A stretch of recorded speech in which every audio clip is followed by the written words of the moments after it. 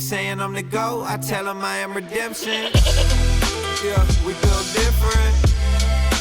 This man's coming through town, Austin, Texas. He needs no introduction. Comes from a legendary music family, is a legend in music himself. Just had the honor of getting in a quick little lift from him as he comes in town with for his show tonight. Mr. Struggle Jennings, how we doing, sir? I'm good, brother. How you doing, man? Good. Thanks for the hospitality. I'm gonna tell you, like, when we're out here on the road, you know, I'm in the gym every day. I try to find a place with a sauna. Try to cold plunge a couple times a week, you know, just keep the regiment going while I'm out here, because the road will beat you up, you know, being away from the family and you know, the late nights and early mornings driving in between cities.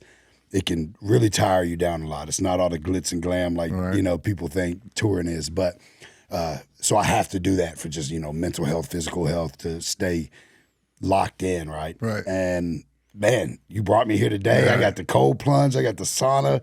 Got a good workout. It was an outside area. We could train. It's raining, shirts off. I mean, man. We do it right in Austin. Yeah, you do. We do it right. Yeah, dude, I hit you up, and I figured, man, I know you're in the gym, you know what I mean? And I know what it's like being out there. When I'm out there doing the speaking stuff, it's hard to stay on that routine and all that. So I figured, you know, hey, we got sauna, cold plunge, see what we could do. So it all worked out, man. I totally appreciate it. Well, dude, you know, I've known of you for the longest time. You know, followed your career, and especially, you know, back when I discovered you, I remember it was a video of you and Yellow Wolf, and I don't know if it had come out before. It was when you guys were riding the truck around in the video. Yeah, outlaw shit. And so I don't know if that's the one, if that happened before you got in trouble or after. That was before. That was before. Yeah. So then you go way after that.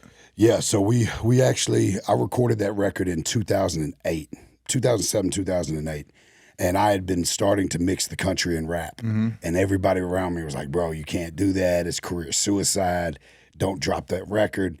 But I just loved it and I felt it, you know, and I had been mixing, you know, starting to bring the country instruments into the rap, because I love steel guitar and the storytelling between country and hip hop, you know, about just common people and the people that are around us, what they're going through, you know.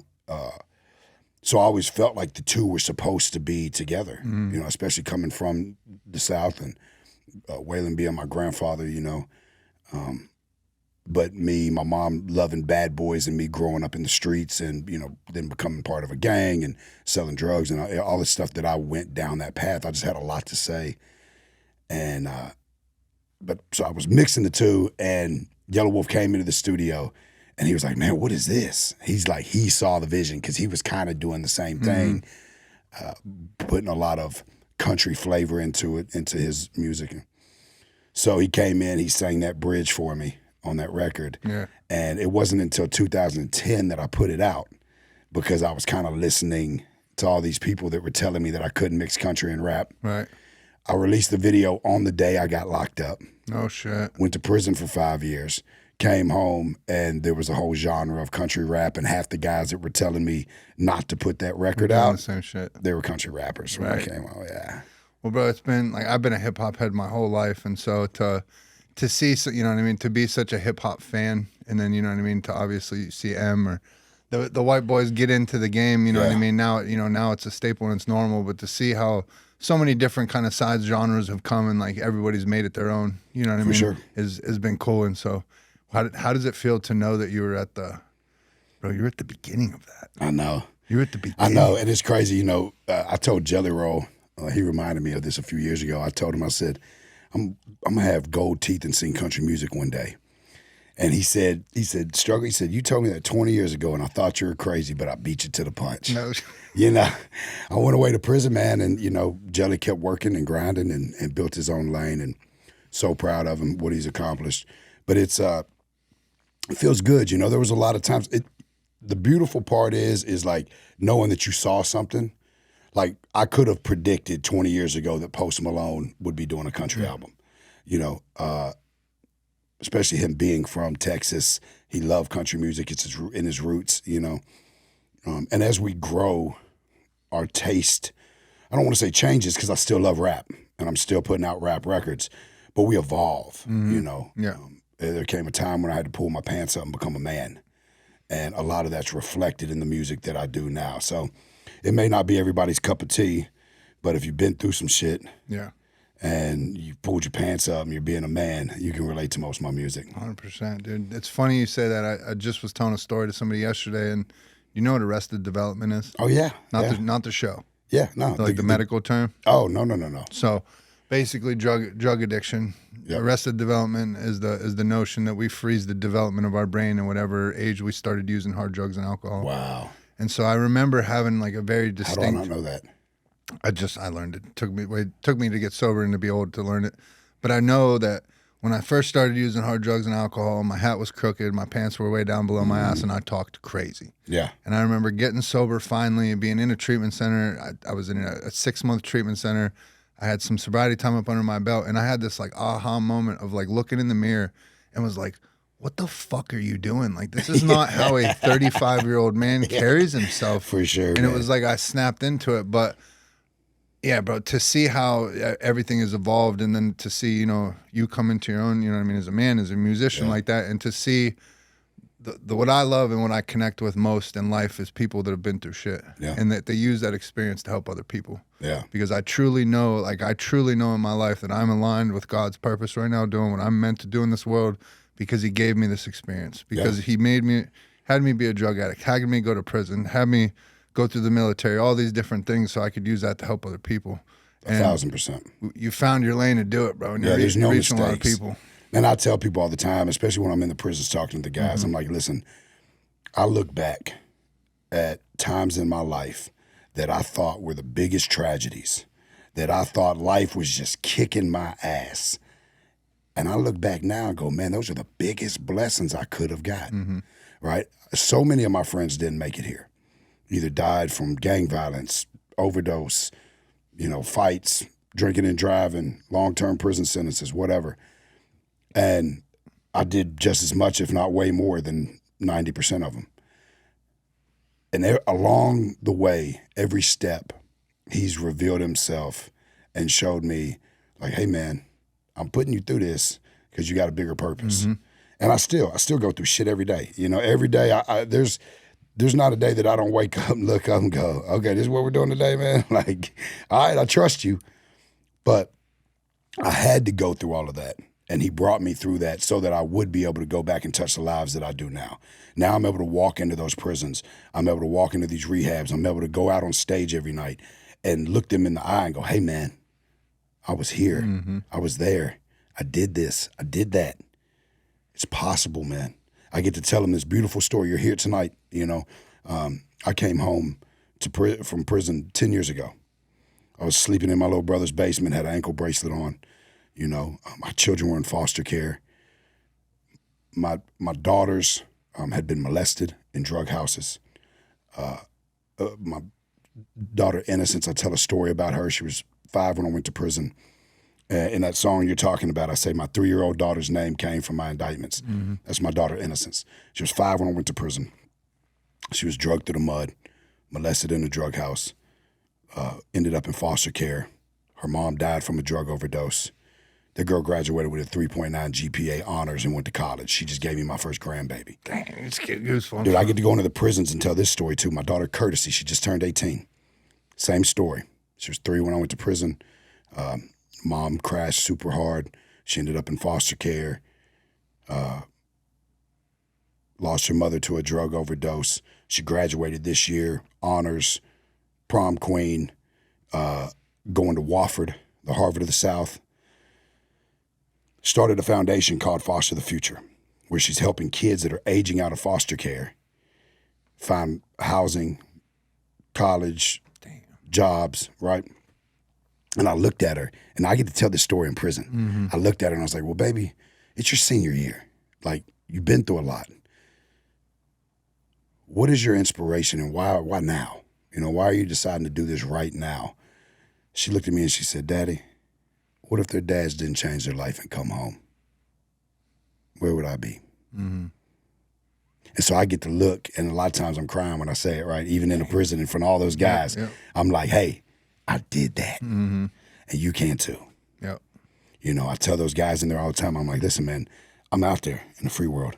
The biggest problem we have out there is lack of men, lack of fathers, lack of leaders to lead these younger boys out of this bullshit that they're caught up in. you know, and to be gentlemen, be men, take care of the house, be leaders of the community. I was like, they need you. Yeah. Get your shit together, man. And now I'm working with Josh Smith, with the new deputy director of VOP, and he's giving all these time credits and making it to where in the federal prisons, if you're programming and you're doing what you're supposed to, you can get out early. And that's never been done before. They hardly would give you the credits that they're supposed to. Especially not feds. Yeah. So now he's changing that. And so it's really an opportunity to go in there and go, hey, man, look, you can get out. You still got a chance. Those relationships you think you burned. I had a couple of my kids that hated me when I came home from prison, man, because I had left them. You know, all that talk we do in the streets, like, oh, I'm doing it for the fam. You know, I'm taking care of my family. When I went to prison, they became the victims. Yep. My children were without a father, my wife without a husband. You know, rest in peace. She crashed hard, man. Ended up, you know, strung out on drugs, died from an overdose. My kids ended up in foster care. You know, I had to teach my 5-year-old daughter how to make macaroni and cheese from a prison cell because her brother and sisters hadn't ate all day and she was crying when I called home. And her mom was passed out on drugs. So I get to tell these stories. And I hate that I tell them so much, but it's like somebody new is going to hear it, right? But I get to tell these stories in prison, and you watch these grown men, you see light bulbs going off, man. And I couldn't have done that if it wasn't for God bringing me through this. And his plan is always perfect. I still don't fully know or understand where I'm supposed to go next. I just move in the direction and ask him to guide me and open the doors that are supposed to be open and slam the ones that I shouldn't walk through. Dude, you're speaking my language. Yeah, man. Every time I try to do something, I fuck it up. But as soon as I kind of let my hands off and I knew I was aligned with what God wants me doing, all I focus on is helping people. Yeah. As long as I do, good things keep happening, and I'm gonna keep doing it. Yeah, for sure. But dude, so one thing I want to say, and then one thing I want to ask you. The one thing I want to say is I remember going in speaking at the first prison that I went in, and I hadn't been back there since I was in prison. You know what I mean? And it's funny. I've spoken all. Have you been back in the prison that you did time in? Not yet. No. Oh, I just did it, bro. No. I just did it. I mean, I did the state prison. I haven't done the fed prison. Same chaplain, same green team. Damn. About 20 of the same inmates. Really? And when I go into Tennessee state prisons, I see a lot of guys that I was locked up with because they get moved around. But this one was crazy. I mean, I could barely sing, bro. I was so nervous and like the emotions. I was in the same visitation room performing for all these guys, the same visitation room that I watched my kids grow up in, you know? Yeah.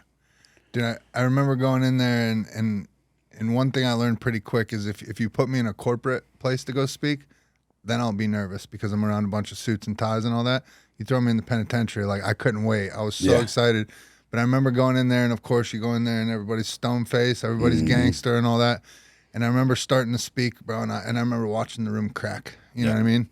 And then guys start putting their head down because they don't want other guys seeing them, start getting emotional. And then other guys are crying. And then by the end, they're coming up to me afterwards talking, letting people see that. And I just remember where it's like, damn, man, and like if we can go in there and have the effect on those men, we could do anything, bro. You can go speaking anywhere. Yeah. But the one thing I want to ask you, and this was my biggest moment, I think, in prison, was my biggest light bulb moment was all my life I'd always wondered, I'd see dudes with penitentiary ink, you know what I mean, party with them, be around them. And in my head, I was always like, I wonder why they don't ever go get that shit touched up when they get out. Like, why don't they make it look better? Yeah. And then I remember getting locked up. I go down to TDC. I'm getting ready to catch chain to go away out of county, and the Spanish cat come walking in. He was young, and he's talking all kinds of shit. And he's like, man, I can't wait to get down there. I'm going to have all penitentiary ink. And the light bulb went off, and I was like, oh, wait a minute. Like, he wants that look. Like, he wants everybody to see. Yeah. And it was like this badge of honor. And that's where it was like, man, this is where I differ. Like, I'm not excited to be going here. Yeah. You know what I mean? There was that little bit of delusion in your head where it's like, man, I'm going to go do this time. I could do this stand on my head. And then you get there and you're like, yo, fuck this. This shit is trash. Yeah. All this shit I've been glorifying, this tough guy shit. But I remember I caught my third and my fourth felony, and they're going to charge me as habitual criminal for heroin possession. And I used to run around the guy, and I thought at the streets, and I thought I was a tough guy. And then that judge looked me dead in the face and said he was going to charge me habitual criminal. I don't see any reason to sentence you to under 20 years. And it was at that moment, dude, all the tough guy shit went out the window. And I was like, fuck this. Yeah. I'm tired of this whole game, this act. I don't want it anymore. 100%. I'm done. Yep. So what would you say in your time? You did 10? I did 5 this last time. Yeah. In all your time, what would you say was your biggest lesson walking out of prison? I know there had to be a lot. Yeah, there's a lot, man. I mean, you know, the big thing is I had to go in and I had to completely strip down everything I had ever been taught. Because I grew up, you know, I had an incredible mother that was super religious. You know, she was 16 when she had me, so she was a baby raising a baby. My dad was murdered when I was 10. My grandfather, Waylon, was an incredible grandfather, and he stepped up to the plate when my dad was dead. But he still had that outlaw persona, and I'd hear all the stories about his wild days and stuff, right? And then my Uncle Tadpole got custody of me when I was 15, who was my dad's brother, and I moved to West Nashville. And Uncle Tadpole, that's the Uncle coolest. Tadpole, he's That's the coolest, bro. nickname. And he's that. He's like the Patrick Swayze. Really? You know what I mean? In Yeah. the 80s, bro. He was just that guy. Shredded up, hard worker, you know, it could do everything. Yeah. You know, from build houses to fix cars. I mean, just everything. And I moved in with him when I was like 15 because I was just too wild for my mom. I'd already joined the gang, was selling drugs, carrying guns, getting kicked out of school, getting arrested for Grand Theft Auto. Was music a thing? Music was a thing, yeah, but it was so far out of my reality. Yeah. But I always would say that's what I was going to do in my life, you know. And so, but Tadpole really reeled me in, taught me what it meant to do hard work. But when I moved to West Nashville, I was hearing all these stories about my dad and who my dad was in the streets, and our name meant something in those streets. And so I felt like I had to be something. And I chased that for a long time, you know. And so I think, but there was a lot of things when you grow up in those neighborhoods and you grow up around poverty and people that are, you know, that by any means necessary mind frame, feed your family by any means. And, you know, it's okay to do wrong if you're doing it for the right reasons, that Robin Hood kind of mentality that we were raised with. Sorry, I didn't mean to interrupt you, but are people back then thinking that because of the family you're coming, are they automatically assuming you're coming from money? With Waylon, a little bit, but Waylon was also, if you knew anything about Waylon, he bucked all the record labels. You know, I mean, he had money at one time, you know, and my grandmother still does good, you know, off of the music and the legacy that he left. But, you know, he had a big old house with a armed guard and a Cadillac in the front yard and, you know, traveled in tour buses. But, you know, it wasn't. He also taught us, he came from Texas, from dirt floors, Littlefield, Texas, like nothing, and got it straight out of the mud, like from the deepest depths of poverty. So he was really strong about that. You know what I mean? So, yeah, there was a lot of misconceptions about, you know, using that, especially when I started using it musically, right? Because I adopted the last name about halfway through my career. After I was in prison, they started calling me that. The like news outlets and shit. Waylon Jennings' grandson, Struggle Jennings, gets arrested on drug charges, you know. And I kind of bucked it at first because I was like, I don't want to use that last name. But my Uncle Shooter was like, no, man, I mean, go with it. It's like, pay homage to him, you know, keep the legacy going. And so I did. And a lot of people thought, oh, he's riding on Waylon's coattails, trying to use it for clout. Let me tell you something. It makes it way harder. Yeah. It makes it way harder to crack into the music business using a last name of a legend, right? They either think you're supposed to be something, or you're either too much like him, or you're not enough like him, or you're nothing like him, or, you know, it's like, it made it way harder. But it's okay. Because that was God's plan, and We like the hard way. We like it the hard way. I love the Bruce Lee saying, "I don't pray for an easy life. I pray for the strength to endure a hard one." Pack it on, baby. Just hold me up, you know, give me the strength. But I had to strip all that away, right? Because I knew I was just going to keep coming back. There were so many different lessons that I learned. I love the ones like. You know, I got to be the man I would want my son to be. I got to be the man I would want my daughter to date. Like real integrity. Like, who are you? Look in that little prison mirror. Is that who you really want to be? Is that what you want your fucking kids to see you as? You know, because there was times in the streets where I had to be a monster. Right? I had to be that guy to protect myself, protect my family, especially when you're living in that world. And it's not what I wanted, man. Like, if I'm having to be that guy, it needs to be to protect the kids, not to protect some false image. Right. You know, I learned that I had no control.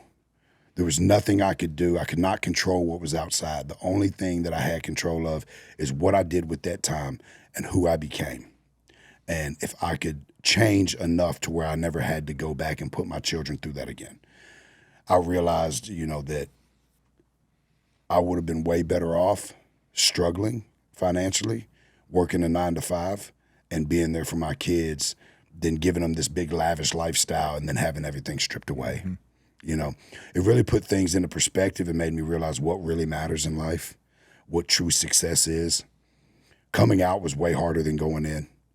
The emotions, I'm coming out a new person. Is everybody going to accept me? Do I care if they accept me? What am I going to do? I know I'm going to go after music because this is my love. This is my passion. I don't have a plan B. I'm going straight out, and I'm going to make this happen one way or another, and I'm going to use my testimony to do it. Purpose over popularity. I may not never touch the radio. I may not never perform in arenas, but I'm going to go out there and I'm going to touch lives, whether it's five people in the crowd or 5,000. I'm going out there and I'm going to try to make a difference. And if one person every night doesn't drink, doesn't do a drug, goes home and fixes it with their old lady or with their kids, rebuilds bridges, men's bridges, rebuilds relationships. If one person a night can do that, then all the shit that I went through, all the people I've lost wasn't in vain. Let's go, dude.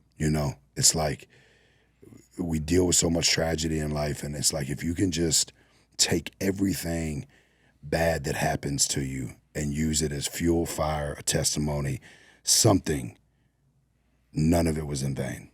Dude, you're saying everything I preach every week on here, everything I say with everything, dude, the most selfish thing I think I could ever have done would have been got sober and then just gone about living my life. Yeah. Went and got a job and just never used this.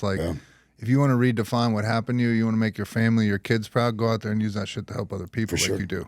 My family, dude, I do this shit to the point where they made a movie. Horrible my family had to go through that, but what more could I be more proud of? Like, hey, look what we did with this shit. Oh, my kids. And it built, I made a lot of mistakes, man, but God does not, his design is perfect. Even though my kids went through that, now they're all using that in their lives. Like, you look at them and the life that I've created for them now, from the outside, if you saw them, my daughter Courtesy's driving around in a brand new Lexus SUV, 18 years old, looks like she's fresh out of the Hollywood Hills, or like she's, Calabasas, right? Mm-hmm. My other daughter, Innocent, she's driving a brand new Dodge Charger, Daytona, beautiful designer bags. You would look at them and think they're the fucking Kardashians or something. Right. But those kids have been through something, and you spend 5 minutes with them and you realize, oh, these kids are powerful. Like, they have the potential. Like my daughter Brianna, now she's doing it through her music. My daughter Brianna Harness, she drops in blues, and it's like, her dad was a dope boy, her mom was a stripper. She had a rough life. She was on her own by the time she was 13. I got out, she was like 16, and she started traveling with me. But when I got out, she was selling dope and running from the police, and Damn. She was living that life, that headed down that path. Same. But I got out in time and was like, no, baby, come on, I'll fly you to Cali, jump on this tour, in this van with me at the time, went in the tour bus, and she traveled the world with me for years. Now she does her own music and works full-time on a farm, crushing it. She's pregnant, about to have my second grandkid. And so it's like, but they all have these insane testimonies, right. And they're so, you're around my kids and you just feel the power. Mm-hmm. You get it from their daddy, right? Yeah, well, I get it from them too, For sure. But going into the prisons, one of the things I love about it is as selfless as it is, it's also what keeps me straight. Because when I walk back into them places, man, I smell them smells, I hear them keys jingle, and I hear them doors shut. It reminds me, and it kind of reboots me, because a lot of guys go back out of comfort. They get too comfortable. They start slipping into old ways, little bits and pieces. Well, I'm not doing as bad as I was. I'm not going to go to prison, But those little slips, and when you just get too comfortable and you lose sight of where you came from,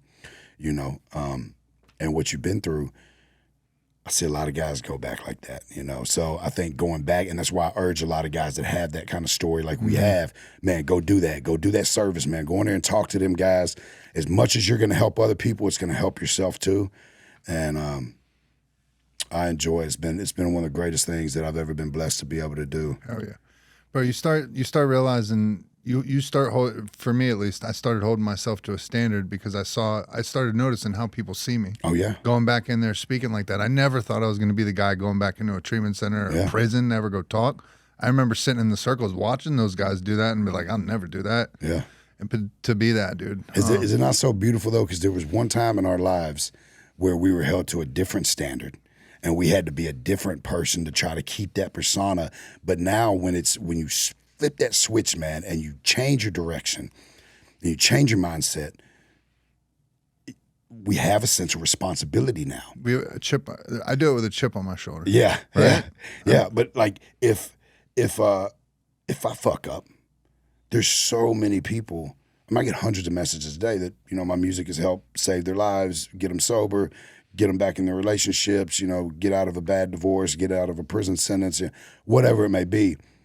If I fuck up and go back, all that was for nothing, man. And then they're going to lose the hope that they're holding on to through me, and it could cause a domino effect of, people being like, oh, fuck, I guess it's not possible. Yeah.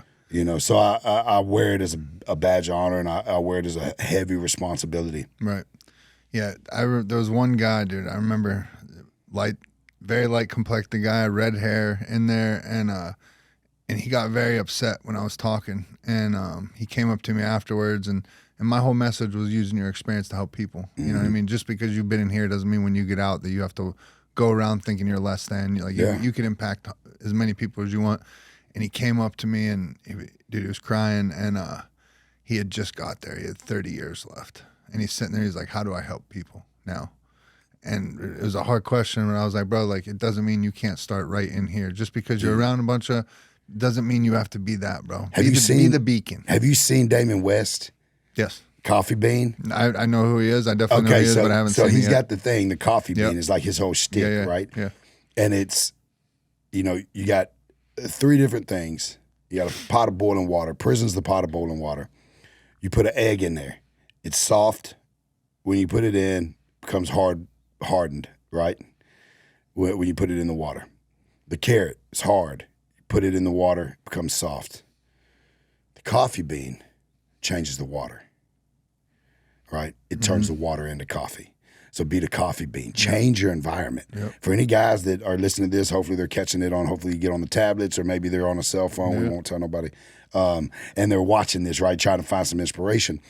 Change the water, man. Change the environment around you. That's how you can start. And I'm telling you, I don't want anybody whatever. Do it for whatever reason you want to, because you're going to create change anyway. But most of the guys that I see that have been pardoned and are out doing this now, they started in there, making such a big difference that they were recognized, right?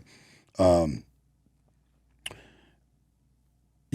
feel like you have to change. And I changed in there. And it also is the same thing when you first get out, too. It's like I had a guy come up to me, kind of the same thing, but, he's going home, and he's like, man, all my friends, they're all doing bad shit still. And I was like, man, listen, you don't have to completely disassociate yourself with them. Let them have your phone number. Don't hang out with them. But check in with them. Tell them, yeah, man, I'm in the gym. I'm crushing it. Going to church this evening. I've got this thing I'm doing. I just started a new job.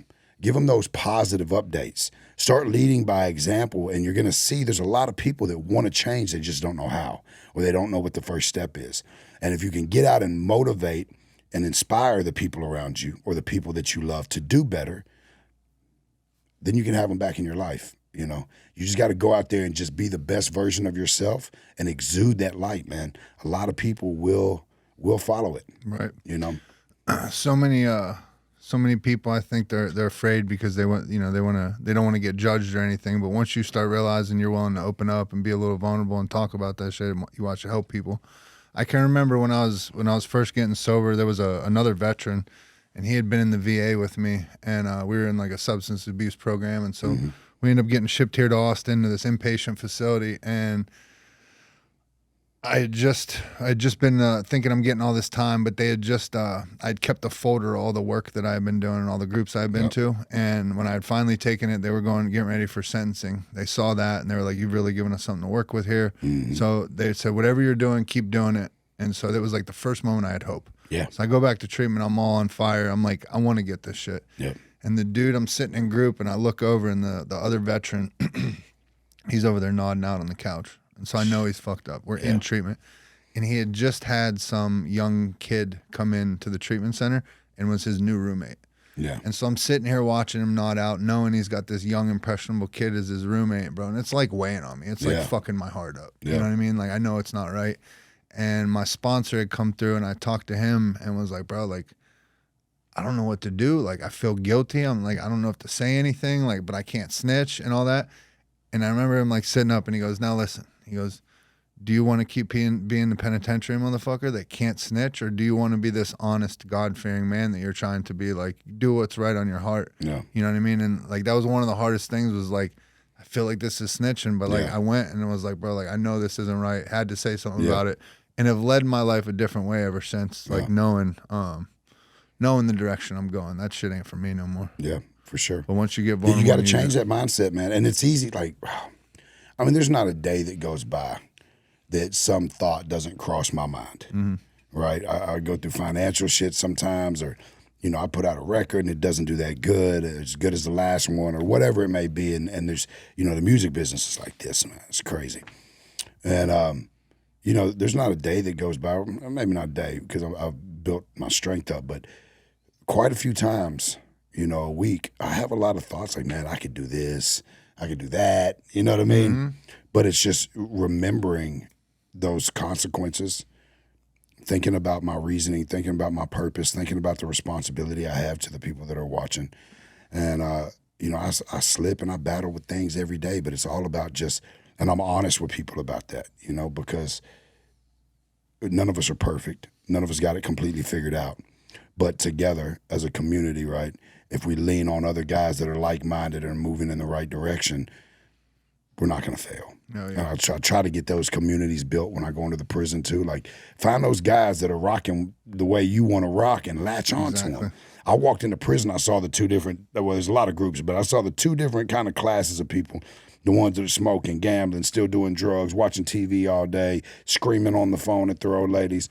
And then I seen the guys that had a book in their hand, were going out to the yard to train, going to catch a couple classes, you know. And I was like, man, that's what I want, you know. And so I followed that path in prison and got in the best shape of my life. It sparked a fire for fitness and health and nutrition in me. A love for the weights is a therapy of mine.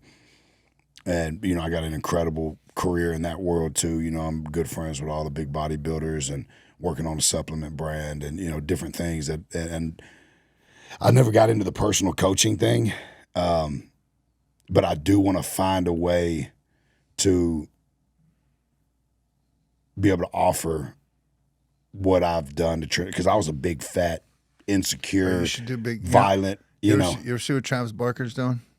Travis Barker pops up everywhere and does these pop-up run groups. Oh, yeah. And runs with everybody, and then all his fans come out. If you did like pop-up workouts in places like that, gyms will partner with you in a heartbeat. Yep. Get any of your people to come out, work, talk. Yeah. Talk about how you got into it. I can remember seeing a video after you first got out. I want to say, did you go to the gym with Bubba Sparks? Yeah, Bubba showed up. I remember there was a gym and you came out. I was on God Vice. Damn, you can fucking jack. Yeah. That's what I remember seeing that video long ago, long time ago.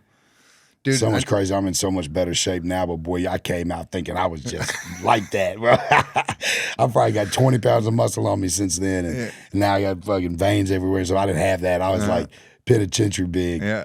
The puffy. Yeah, but I had lost, 120 pounds and changed my mindset. So, so I know you're a busy man. We got to get going here. But the one thing I want to ask you, two things I want to ask you before you go. Number one, you have an incredible journey, an incredible story. Thank you. Somebody that's listening to this today, they hear some of that, they've been through some of it, or they're currently going through it right now. Yeah. What is your message to them? Don't give up, man. Strive wake up every day. If you mess up, if you slip, recognize. I'm gonna tell you, I think one of the biggest things that I can try to get into guys' head is accountability, right? If you can really look at it and realize that everything that's happened to you in your life is a direct result of a decision you made. Take full accountability. It's one of the hardest things to do, man. That snitch couldn't have snitched on you if you wasn't doing what you were doing. You know, I know we have a lot of situations that come to us that we didn't create, but how we react can dictate the outcome, right? So everything that happens to us, every consequence that happens to us in life is a result of a decision we made. And once you can have that, you have full power and control of your life back. Because then if you can make the right decisions, then you can dictate the way things turn out. And you're going to get knocked down. Doors are going to slam in your face. But if you keep moving in the direction, like your 100-mile run, man, if you keep moving in the direction you want to go, regardless what obstacle becomes in front of you, you will overcome it. You will find a way around it. If you keep moving in that direction, you'll get where you want to be. And the game is never over. There's no such thing as losing. The game is never over until the buzzer rings. You can be down 100 points, but you have not lost as long as you keep shooting, man. Oh, damn. Mic drop right there. I almost don't even want to ask you another question after that. Good shit, bro. Very inspirational shit. So this is my favorite question to ask. I've asked it every podcast I've ever done. Tells me a lot about the guest. I'm very interested to hear yours. So hypothetically speaking, tonight, you're walking out for the UFC Heavyweight Championship of the World. Yep. What is your walkout song? Man, oh, man. That one song that just gets you ready to fucking, that dude is here. Yeah. You know, and I'm super in tune with songs, right? So, like, I'll pick a song, I'll find a song, and I'll latch onto that song for a month. Yeah, me too. And I'll play it 100 times. I've been having a really tough couple months. I had some things happen at the house. As you know, I just had a baby 2 months early. It's in NICU and stuff. And so, like, the song I've been latched onto right now, crazy. Just I've known the song forever, but just came out of nowhere. Was Change Gonna Come? Sam Cooke, right? And so I'll latch on to a song. I think if I was walking out and it's my fight night, and after everything I've been through, oh, man, that's so hard, man. That's a hard one, man. Do you ask musicians this question? I knew it was gonna be tough for you. I knew it was gonna be tough for you. There's so many that would just take me there. You know what? Right now, where I'm at, and how my life has been, I'm not gonna say one of my songs because that would be kind of cheesy. "Come Jesus Come." Okay. By a dude named Stephen McWhirter. A lot of people have covered that song, but that's one of those songs I can cut on in the morning. And there's another one by Jimmy Levy too that's like a worship song. And I don't listen to worship music daily. I'm more of a old school country, old school rap, southern rock kind of guy. But that "Come Jesus Come" is so stripped down and powerful. If I walked out, ain't nothing gonna stop me. All right, I'm gonna listen. I'm excited to hear it. I'm gonna pick it out. Stephen McWhirter, "Come Jesus Come." I do that too, bro. I'll hear something and it'll be a good month where I'm just. Last month it was Desperado replay. by the Eagles. You know Ransom, the rapper? Yeah. There's a song by him right now I got on repeat that's lyrically just one of the most mind-boggling things I've ever heard. Yeah. But man, that's hard, man. I'm gonna be thinking about that all day. I'm gonna call you later and be like, "No, I got it. This is what I would come out." So to. many people do that. They'll hit me back like, "Can I change the answer to the thing?" So you can come back and do it. Well, bro, I'm excited to see you get down tonight live. I know my family's excited to come see you, dude. Very honored to catch a lift with you, get to sit down with you today. But tremendously inspirational, bro. Excited to see anything you got coming down the line. Yeah, let's do some prisons together, man. Yep, dude. I'm in. With it. Let's do it. You got anything you want to drop before you go? Check them out, Struggle Jennings. Yeah, new album out, Last Name. Just dropped the deluxe version. Videos dropping every week. Got another rap album coming out in a couple months. I'm on the road, 3 weeks on the road, 3 weeks off. Check the tour dates. I'm constantly adding more. Just had my 8th kid. I got to feed the baby. So show up and buy some tickets and get a T-shirt and come hug my neck. There we go. I don't mean to put you on the spot. This is the No, way I I love always the like spot. to wrap up the show. But if you take a look in your camera and possibly throw out a couple I am statements Yeah. to let the people know who you truly are. So it could just be, I'm a father, I'm a musician, I'm a bad motherfucker, whatever you want it to be. Yeah. I'm a father. You said that, so I had to say it first. Because I'm a father first. I'm a troubadour of troubled souls. Storyteller. I'm still his. I am redemption. 100%. I am perseverance. Real quick. If you chat GBT, this is cool. I hate AI and chat GBT, but somebody told me this and I had to go look it up myself. If you chat GBT, one word to describe Struggle Jennings, it says perseverance. Really? Dude, that almost made me cry. Damn. Because if you'd asked it that 10 years ago, it had said probably not some things I wanted to be said. You know? Bro. Yeah, man. That's Goosebumps cool. today. I am perseverance. Love it. All right, brother. Appreciate you, man. Yeah, brother. Thank you. Cause the dream gets cold, we gon' keep that flame. Bring energy in the rooms, you won't leave the same. Scars on my back, I'ma stand up straight. Morals about to guide me down the road I take. What's the price of redemption? Hard work and dedication. You need a reason to live, well I'ma put one in your faces. They got it all confused about the talent that it takes. It just take a little effort, the opportunities, man. We shift. Take a lesson with the